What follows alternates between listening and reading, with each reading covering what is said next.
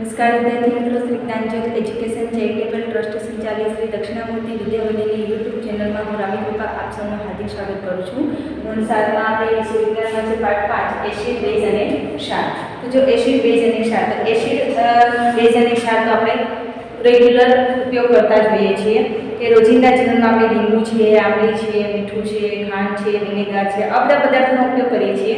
તો જો બધાના સ્વાદ એક સરખા હોય છે? ના, બધાના સ્વાદ એક સરખા હોતા નથી. લીંબુ છે, આંબલી છે, બધા ખાટા હોય છે. તો કે પછી ખાંડ છે, આ બધું શું હોય છે? ગળ્યો પદાર્થ છે. મીઠું છે, આ બધું ખારું છે. તો અલગ અલગ એના સ્વાદ હોય છે. તો જો અહીંયા આપણને કોષ્ટક આપેલું છે કે લીંબુનો રસ કેવો છે? તો કે ખાટો. સંતરાનો રસ ખાટો. વિનેગરનો રસ તો કે વિનેગર છે તો કે ખાટો. દહીં તો કે ખાટું. આંબલી તો કે ખાટી. પછી સાકર એટલે કે ખાંડ તો કેવું હોય છે? ગળ્યું હોય છે. મીઠું તો કે મીઠું ખારું છે. આમળા તો આમળા કેવા હોય છે? ખાટા. પછી ખાવાના સોડા તો એ કેવો હોય છે? તુરા હોય છે. પછી દ્રાક્ષ છે તો ખાટી. પછી કાચી કેરી તો કેવી હોય છે? ખાટી હોય છે. તો આ બધા શું છે? આપણા રોજિંદા જીવનમાં એ વપરાતા પદાર્થો છે. હવે કેટલાક પદાર્થો એવા હોય છે કે જે તુરા હોય છે સ્વાદે, પછી ખાટો હોય છે, ખારો હોય છે. એવા અલગ અલગ પ્રકારના પદાર્થોનો સ્વાદ હોય છે. પછી કે એસિડ અને બેઝ નવો પદાર્થ છે, નવો પોઈન્ટ છે એસિડ અને બેઝ.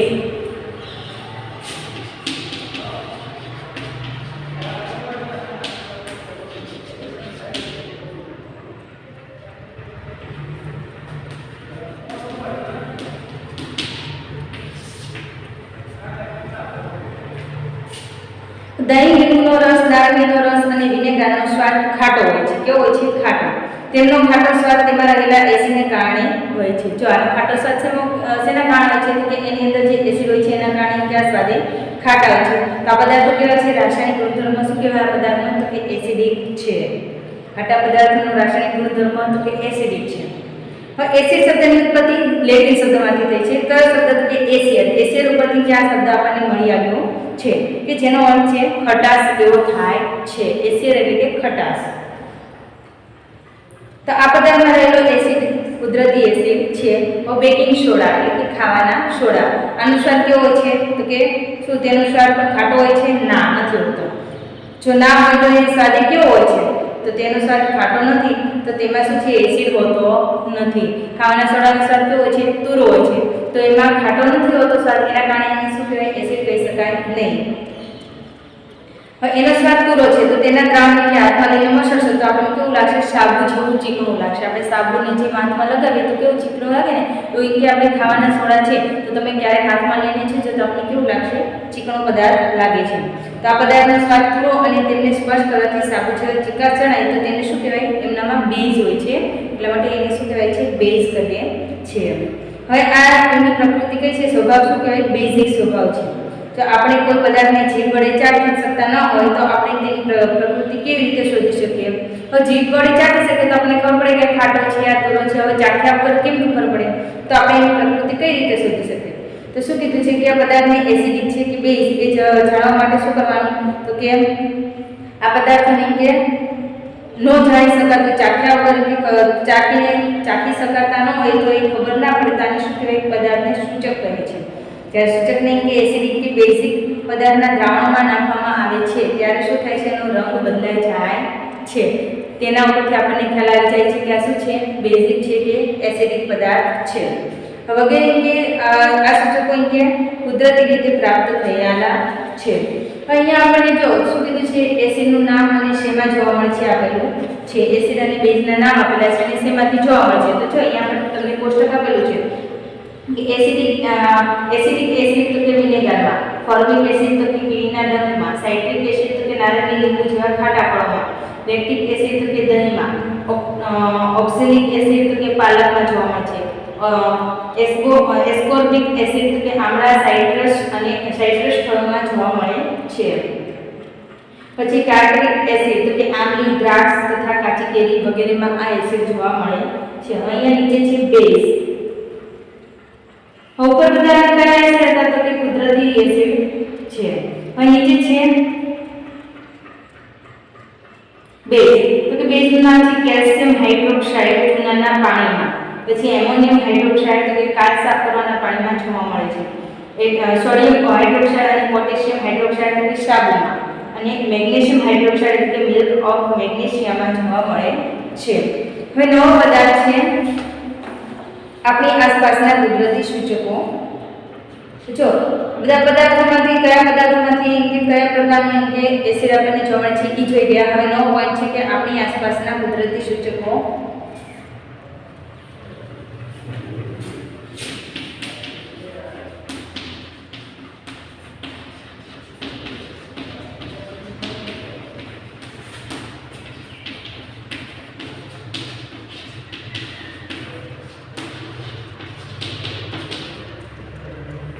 આપણી આસપાસના કુદરતી સૂચકો.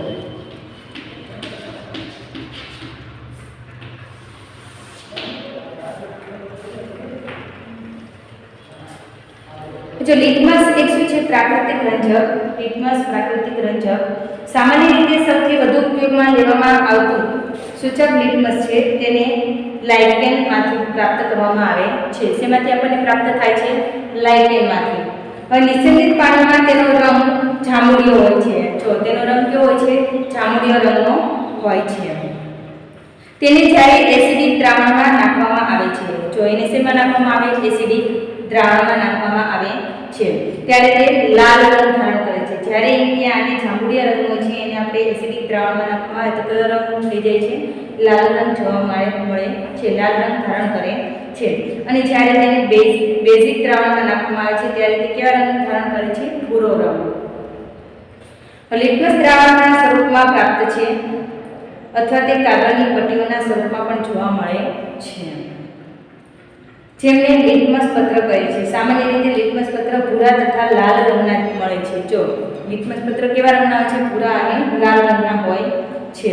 તો અહીંયા પ્રવૃત્તિ આપણને આપેલી છે કે પ્લાસ્ટિક કપ પ્યાલા કસ્ટડીમાં લીંબુનો થોડો રસ લઈને તેમાં થોડું પાણી મિક્સ કરવાનું છે. હવે ડ્રોપરની પદ્ધતિ વડે લાલ લિટમસ પત્ર પર આ દ્રાવણનું ટીપું નાખીશું. રંગમાં કોઈ ફેરફાર થયો? ઉપરોક્ત પ્રકૃતિનું ભૂરા લિટમસ પત્ર માટે પુનરાવર્તન કરવાનું કહ્યું છે. તો ઉપરની જે પ્રવૃત્તિ આપણને આપેલી છે એને ફરીથી પુનરાવર્તન કરો. જો રંગમાં કોઈ ફેરફાર જણાય તો તેની નોંધ કરવાની રહેશે.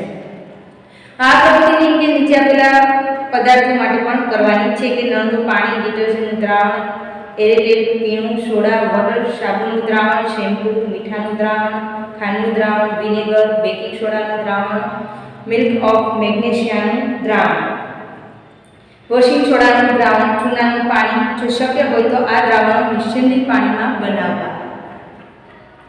હવે જો અહીંયા અવલોકન કે કોષ્ટક 5.1 આપેલ નોંધવાનું છે કે તમારા કોષ્ટકમાં એવા ઘણા પદાર્થો જોવા મળશે કે જેઓ લિટમસ પત્ર પર કોઈ અસર દર્શાવશે નહીં.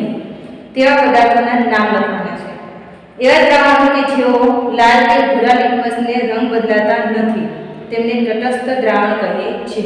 લાલ કે ભૂરા રંગનું જે લિટમસ પત્ર હોય એનો રંગ ન બદલે તો એને કયું દ્રાવણ કહેવાય છે? તટસ્થ દ્રાવણ કહે છે. કે જેઓ ન તો એસિડિક કે ન તો બેઝિક પ્રકૃતિ ધરાવે છે. જો એસિડિક પ્રકૃતિ પણ ન હોય અને બેઝિક ન હોય તેવા દ્રાવણને શું કહે છે? તટસ્થ દ્રાવણ કહે છે. હવે હળદર એ શું છે? પ્રાકૃતિક સૂચક છે કે એનો રંગ શું થાય છે? બદલાઈ જાય છે. પ્રવૃત્તિ 5.2 માં કીધું છે 1 ચમચી હળદરનો પાવડર લઈને તેમાં થોડું પાણી ઉમેરીને તેની પેસ્ટ તૈયાર કરો. પેસ્ટ બનાવવાની છે.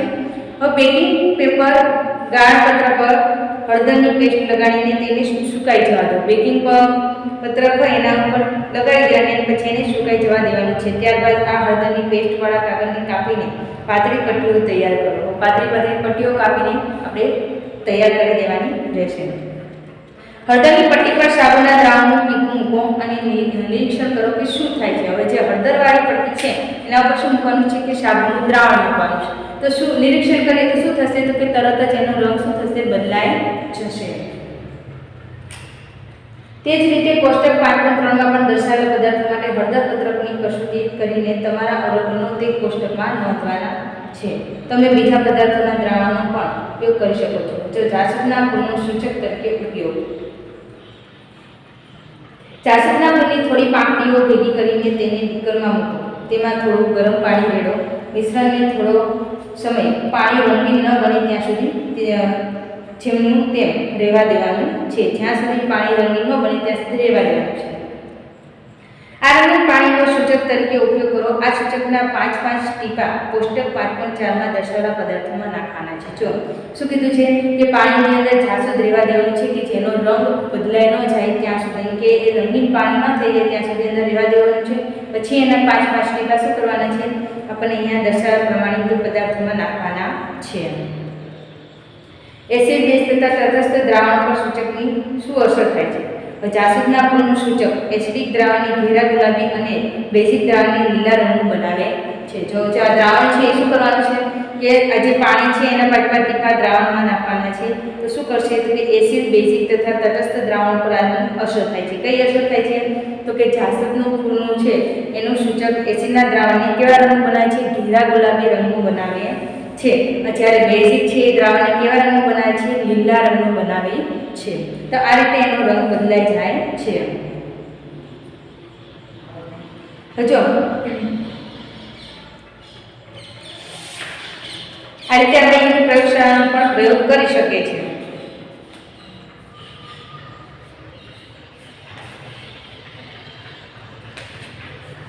હવે hydrochloric acid, sulphuric acid, sodium chloride, sodium hydroxide, ammonium hydroxide, calcium hydroxide એટલે કે ચૂનાનું પાણી, આ બધા જ દ્રાવણની ત્રણેય પ્રકારની લિટમસ પરની અસર નોંધી શકીએ છીએ પ્રયોગ કરીને. તટસ્થીકરણ 9 પોઈન્ટ છે. તટસ્થીકરણ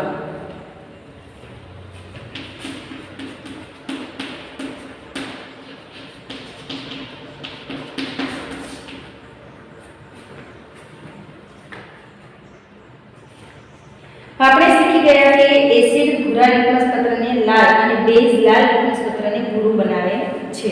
તો ચાલો આપણે જોઈએ કે જ્યારે એસિડ તથા બેઝ બંનેને ભેગા કરવામાં આવે ત્યારે શું થાય છે. જો પહેલા આપણે અલગ અલગ શીખી ગયા કે એસિડ છે તો કે ભૂરાને શું બનાવે છે?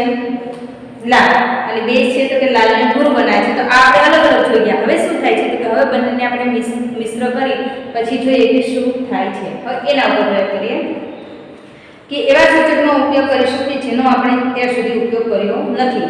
તેને ફિનોલ્ફથેલિન કહે છે. શું કહે છે? ફિનોલ્ફથેલિન, કે જેનો આપણે અત્યાર સુધી ઉપયોગ કર્યો નથી.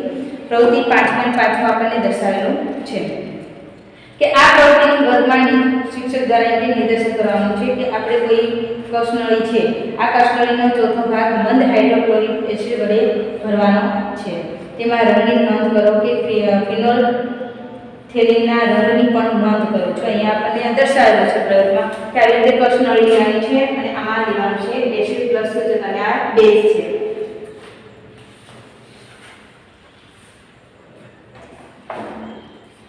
એસિડમાં 2 થી 3 ટીપા આ સૂચકના ઉમેરો. હવે હળવેથી કસનળીને હલાવો. તમને એસિડના રંગમાં થતો કોઈ ફેરફાર દેખાયો? આપણે હલાવીએ એટલે એસિડના રંગમાં કોઈ ફેરફાર થાય છે એ દેખાય છે. ડ્રોપરની મદદ વડે સોડિયમ હાઇડ્રોક્સાઇડના દ્રાવણનું 1 ટીપું તેમાં ઉમેરો.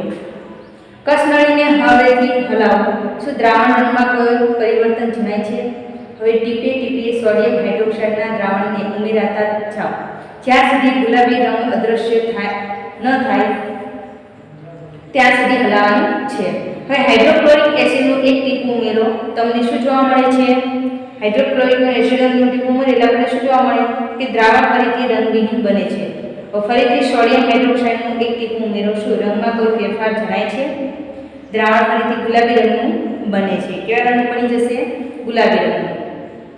આ સ્પષ્ટ કરે છે કે જ્યારે દ્રાવણ બેઝિક પ્રકૃતિનું હોય છે ત્યારે ફિનોલ્ફથેલિન ગુલાબી રંગ આપે છે અને બીજી રીતે જ્યારે દ્રાવણ એસિડિક હોય છે ત્યારે તે રંગવિહીન રહે છે, ત્યારે તે રંગીન હોતું નથી. જ્યારે એસિડ દ્રાવણ બેઝિક દ્રાવણમાં ભળે છે ત્યારે બંને દ્રાવણો એકબીજાની અસરનું તટસ્થીકરણ કરે છે. જ્યારે યોગ્ય પ્રમાણમાં એસિડિક દ્રાવણ તથા બેઝિક દ્રાવણ ભેગા થાય છે ત્યારે તેમની એસિડિક પ્રકૃતિ અને બેઝિક પ્રકૃતિ નાશ પામે છે. જ્યારે એ બંને ભેગા થાય ત્યારે શું થાય છે? એમની એસિડિક જે પ્રકૃતિ હોય છે બેઝિક એ નાશ પામે છે. પરિણામે મળતું દ્રાવણ ન તો એસિડિક હોય છે કે ન તો બેઝિક હોય છે. તટસ્થીકરણની પ્રક્રિયા બાદ તરત જ કસનળીનો સ્પર્શ કરવાનો છે. તટસ્થીકરણ પ્રક્રિયા કઈ કે તરત જ કસનળીનો સ્પર્શ કરવાનો. તમને શું ઉષ્મા ઉત્પન્ન થાય છે? હા, આપણને શું લાગશે? એમાં ગરમ થાય છે. અનુભવ શું થશે કે ગરમ લાગે છે, એટલે કે વિમુક્ત થાય છે. મુક્ત થતી ઉષ્મા મિશ્રણના તાપમાનમાં વધારો કરે છે. જે ઉષ્મા મુક્ત થતી હોય છે શું થાય છે? મિશ્રણમાં તાપમાન વધારે છે, જેના કારણે આપણને કસનળી કેવી લાગે છે? ગરમ. તટસ્થીકરણની પ્રક્રિયામાં નવા પદાર્થોનું નિર્માણ થાય છે કે જેને ક્ષાર કહે છે. જેમાં તટસ્થીકરણની પ્રક્રિયામાં નિર્માણ થાય છે એને શું કહે છે?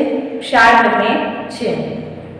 ક્ષારની પ્રકૃતિ એસિડિક, બેઝિક કે તટસ્થ હોઈ શકે છે. આ પરથી તટસ્થીકરણની પ્રક્રિયાને આપણે નીચે આપેલી છે કે એસિડ તથા બેઝ વચ્ચે થતી રાસાયણિક પ્રક્રિયાને તટસ્થીકરણ કહે છે. તો શું કીધું છે કે એસિડ અને બેઝ, એસિડ તથા બેઝ વચ્ચે જે રાસાયણિક પ્રક્રિયા થાય છે એને શું કહે છે? તટસ્થીકરણ. તો પ્રક્રિયામાં પાણી, ક્ષાર તથા ઉષ્મા ઉત્પન્ન થાય છે. એટલે કે એસિડ પ્લસ બેઝ એટલે ક્ષાર પ્લસ પાણી આ ઉત્પન્ન થાય છે.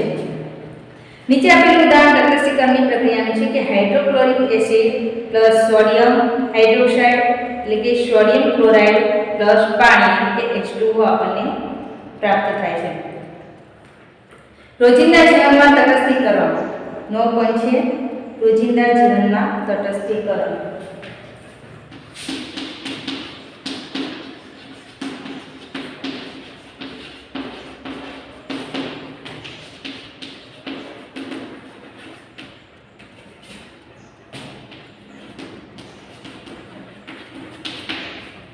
રોજિંદા જીવનમાં તટસ્થીકરણ. અપચો. આપણા શરીરમાં હાઇડ્રોક્લોરિક એસિડ હોય છે.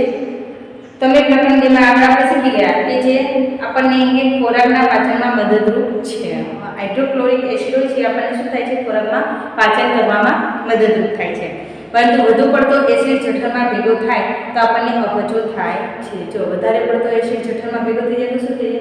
અપચો થાય છે. પાચન ક્રિયા થતી નથી સારી રીતે. કેટલીક વખત અપચો પીડા જાય છે. આ અપચાથી મુક્ત થવા આપણે પ્રતિ એસિડ ગુણધર્મ ધરાવતો મિલ્ક ઓફ મેગ્નેશિયા લઈએ છીએ. જે મેગ્નેશિયમ હાઇડ્રોક્સાઇડ ધરાવે છે તે વધુ પડતા એસિડની અસરનું તટસ્થીકરણ કરે છે, જેથી આપણા જઠરમાં પાચન ક્રિયા સારી થાય છે. તો કીડીનું કરડવું. કીડી આપણને ક્યારેક કરડતી હશે જો તો શું થાય છે કે જ્યારે આપણને કીડી કરડે છે ત્યારે તે આપણી ચામડીમાં ફોર્મિક એસિડ નામનું એસિડ દ્રવ્ય દાખલ કરે છે, જેના કારણે આપણને બળતરા થાય છે.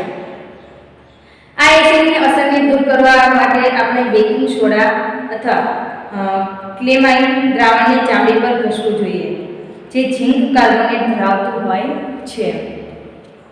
પછી છે કે જમીનની માવજત. રાસાયણિક ખાતરનો વધુ પડતો ઉપયોગ જમીનને એસિડિક બનાવે છે. જો રાસાયણિક ખાતરનો વધારે ઉપયોગ કરે તો જમીન શું થાય છે? એસિડિક બની જાય છે. જ્યારે જમીન વધુ પડતી એસિડિક કે વધુ પડતી બેઝિક હોય ત્યારે છોડવાનો યોગ્ય વિકાસ થતો નથી. ત્યારે શું થાય છે? બળી જાય છે છોડ. જ્યારે જમીન વધુ પડતી એસિડિક હોય ત્યારે તેમાં ક્વિક લાઇમ એટલે કે કેલ્શિયમ ઓક્સાઇડ કે સ્લેક લાઇમ એટલે કે કેલ્શિયમ હાઇડ્રોક્સાઇડ ભેળવવામાં આવે છે. જો જમીન બેઝિક હોય તો તેમાં જૈવિક પદાર્થ ઉમેરવામાં આવે છે. બેઝિક હોય ત્યારે શું કરવામાં આવે છે? જૈવિક પદાર્થ ઉમેરવામાં આવે છે. જૈવિક પદાર્થો એસિડને મુક્ત કરે છે, જેથી જમીન કુદરતી રીતે તટસ્થ બને છે. આગળ છે કે ફેક્ટરી વેસ્ટ. કારખાનામાંથી નીકળતો કચરો. ફેક્ટરી હોય કારખાનામાંથી જે વેસ્ટ કચરો નીકળે છે તે. તો ઘણી ફેક્ટરીમાંથી નીકળતો કચરો એસિડિક હોય છે. જો આવા કચરાને સીધો જ પાણીમાં ઢોળાવી દેવામાં આવે તો તેમાંનો એસિડ માછલી તથા બીજા પ્રાણીઓના જીવોનો નાશ કરી નાખે છે. આ એસિડ શું કરે છે? કે પાણીમાં રહેતા જીવજંતુ હોય એનો નાશ કરે છે.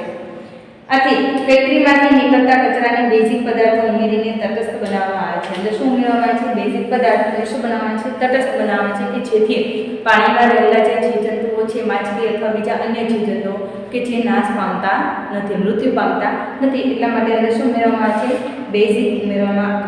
બેઝિક પદાર્થ ઉમેરવામાં આવે છે અને એને શું બનાવવામાં આવે છે? તટસ્થ બનાવવામાં આવે છે. તો અહીંયા આપણે એસિડ, બેઝ અને ક્ષાર વિશે સમજ્યા. હવે તમને હું હોમવર્ક આપી દઉં છું.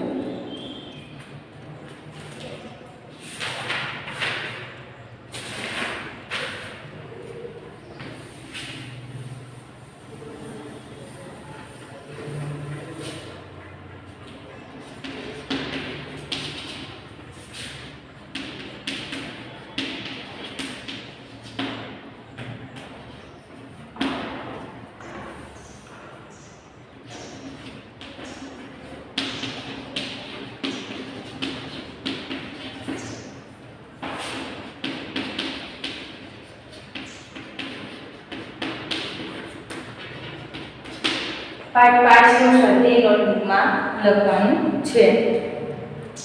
અસ્તુ.